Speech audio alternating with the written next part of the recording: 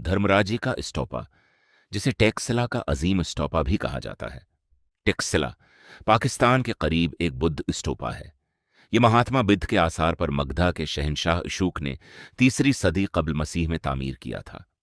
स्टोपा बड़े खानकाही इहाते के साथ, जो बाद में उसके उर्द गिर्द तैयार हुआ, टेक्सिला के खंडरात का हिस्सा बनाता है, जिसे 1900 ईस्वी में यूनेस्को के आलमी सकाफती वर्से के तौर पर कंदा किया गया था।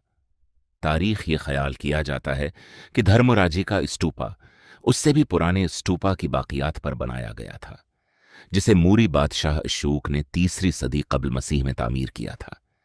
यह ख्याल किया जाता है कि इस स्तूपा को 2री सदी ईस्वी में किशान दौर के दौरान दोबारा कायम किया गया था, जिसका माखज बुद्ध के दौर से शुरू हुआ था। यादगारें एक बौद्ध मत के मतन में बताया गया है कि धर्मराजे का में मजहबी खदमात के दौरान लोबान का इस्तेमाल किया जाता था, जबकि कम्प्लेक्स को रंगीन शीशे की टाइलों से हमवार किया गया था। 2री सदी कब्ल मसीह के मकाम पर पाए जाने वाले हिंदी यूनानी सिक्के, जो इस मकाम पर किसी मजहबी यादगार के जल्द से जल्द क़याम की तजवीज़ करते हैं। 8 छोटे स्टूपा, जो कि मरकजी स्टूपा से पहले के हैं, धर्मराजिका के पूरे मकाम पर पाए जाते हैं और एक पहले के बुनियादी स्टूपा को एक बेतरतीब तरतीब में घेरे हुए हैं।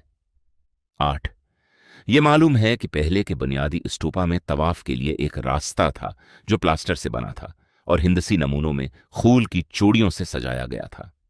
8 और इससे पहले के स्टूपा में गालिबन महवरी समतों में 4 दरवाजे थे।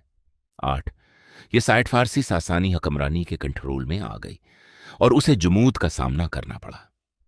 8 कशान और कदाराइट दौर के आखिर में बड़े पैमाने पर पेशरफ्त हुई, जिसने इस जगह पर मुतअद्दिद खानकाहों और सठूपाओं का इजाफा किया।